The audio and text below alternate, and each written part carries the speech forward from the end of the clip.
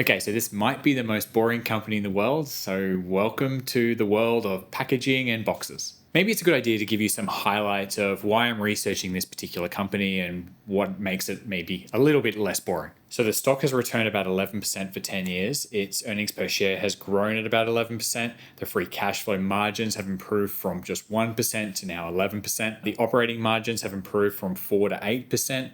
There's consistently strong return on equity, return on invested capital numbers between sort of 13 and 17. The return on incremental invested capital is even higher, somewhere between 15 and 25%. A lot of this is through acquisitions. The current EV to EBIT is just 9 times. The current PE is at 10. And the market cap is still pretty small at around £200 million. So we've got a well-priced, improving margin business that has been very stable and with a very solid track record. Now I'll go over some of the industry dynamics to show you that this sort of sleepy industry is quite interesting. So Macfarlane PLC are actually mostly in the distribution, sort of logistics packaging businesses. They do have some manufacturing recently, but it's mostly in the distribution. And I'll explain sort of how this is a bit of a win-win situation for everyone involved and why this is an important cog in the business supply chain, I guess, essentially. So see, big packaging manufacturers, they don't like dealing with lots of tiny little customers. So think about like a homewares store, for example. They need some small, medium, large boxes to package up their homewares when they sell like a lamp or a plate or something like that. Or even like the people supplying the homewares store, they need like boxes to put all the plates in. So there might be,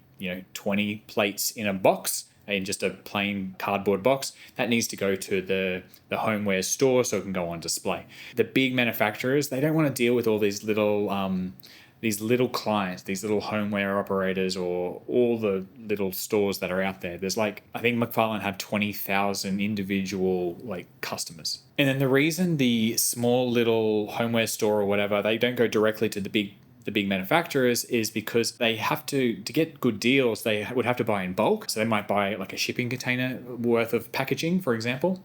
But a small homeware store, they're not going to have the space to store all that packaging. They don't want to waste, retail space or warehouse space shouldn't be made up of packaging. It should be of their products. They've got to utilize every square meter. So they don't want to waste all this space on packaging. So they use sort of last minute packaging provider like Macfarlane to bring in what they need for a couple of days, and then they use it and it goes out, and then another drop comes in, and then away they keep going. So there's it's an optimization strategy for the small players, and it's convenient for the big players to have this middleman. So essentially what Macfarlane do is they buy in bulk from the big manufacturers. They break down the shipping containers into the small little individual, enough to fit in a van to do a run to a particular customer. They optimize the routing. So the person who's driving the van with the packaging does, 3 or 4 businesses in a local drop, goes back to the warehouse, picks up another load, goes out and does another little drop.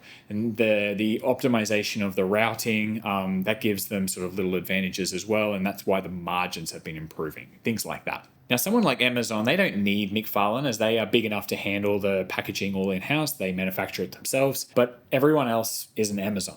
So most businesses don't have that manufacturing scale or the logistics scale to do what Amazon does. So essentially for everybody else, you need a Macfarlane. There's a really great write-up from Lewis Robinson about Macfarlane. I'll leave a link in the description below. Also, I track the valuations of a handful of companies that I like, some mega caps, some serial acquirers. In my weekly email called Yes Stocks, No Stocks, there's a link in the description for that too. Now, I know packaging businesses sound boring, and it kind of is, but it's quite critical to essentially everything. Think about moving parts by truck from Wales to Scotland for, a wind turbine, for example. That specialized part needs to be protected in that journey, right? So imagine how expensive it would be if that part got damaged during the trucking. What might have been a small cost to get the proper packaging for this particular item, all of a sudden blows out if the thing gets damaged, has to get returned, has to get fixed, and then sent back on the truck again. Just good packaging and good quality packaging is the big sell for high value items or very critical items or things that are, especially in the industrial world, good packaging is really important. So packaging is practically in every part of the economy. We talk e-commerce, retail, industrials, B2B, medical. So any physical products business, like packaging is going to be involved.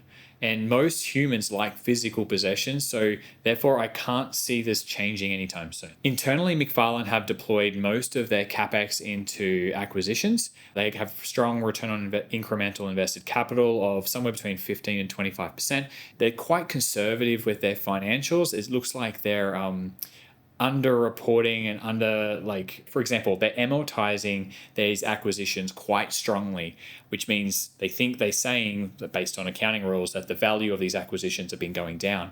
But that's not true at all. These acquisitions they've been making are performing just as well as ever, but the accounting rules allow them to amortize these acquisitions. So I think that's quite conservative. So I think the return on incremental invested capital is probably around 20% plus. Now, turning to management, Peter Atkinson has been the CEO now for over 20 years. He took over when things were not actually very healthy. He had to do a bit of a turnaround, and there was operations all over the place, like in Mexico and in Scotland, and he sort of steadied the ship and brought everything back into the UK. This was sort of 20 years ago. And yeah, for a multi-decade period now has produced solid growth and improvements to all the margins of the business. His ownership, though, is unfortunately only about 1% of the company, of about a 200 million market cap company. So he owns about, £2 million. Some other important things like their debt levels. Well, their debt to equity sits at a pretty conservative 0.4. Debt to EBITDA is around about 1 times. So I don't think there's any issues there with debt. Quite conservative. They've recently acquired manufacturing business in Germany. That's a new growth market for them as they start to now go into Europe, like mainland Europe. Margins are expanding, plus that top line revenue continues to grow at single digits. Then they've got acquisitions, and essentially it's a lovely, slow-moving compounder. Actually, I'd probably define this more of a roll-up of the industry. They're acquiring these sort of fragmented regional market distributors across the UK is what they've been doing, and now they're just stepping into Europe to do the same thing. And maybe this will pique your interest a little bit further. For those who are familiar with Halma and Diploma out of the UK, on this graph here you can see how they've been performing for the last 10 years. And then now on the second graph is Macfarlane and how they've been performing in comparison to Halma and Diploma. And if you know anything about Halma and Diploma, they have been market darlings of the last 10 years in the UK market. Everyone raves about how good they are as companies, but Macfarlane, well, they definitely deserve to be in this conversation. Okay, there's nothing perfect about any investment, so here's some of the things that I don't like. So shares outstanding has been steadily increasing, and I assume it's expected to continue. This is something that kind of annoys me. I prefer if they didn't do this, but over the decade, it was kind of needed to minimize and pay out this large pension liability issue that they had kind of from a long time ago. I went into the details to try to figure this out, but it looks like sort of bad management sort of 20 years ago, and it's taken like a long time to get through this like massive liability over these pensions for all the employees and stuff like that. It seems to be fixed now, so it's not a problem. So there is some logic behind that share issuance. Even though I don't like it, it could probably be justified. And another thing is that small insider ownership that I mentioned before. Even though the historical performance has been exceptional, I'm just not sure why the CEO hasn't built a bigger position in the company. He's built this for over 20 years now. He's had a lot of opportunities to invest in with his salary over all these years. But yeah, a question that I'd like to ask him about.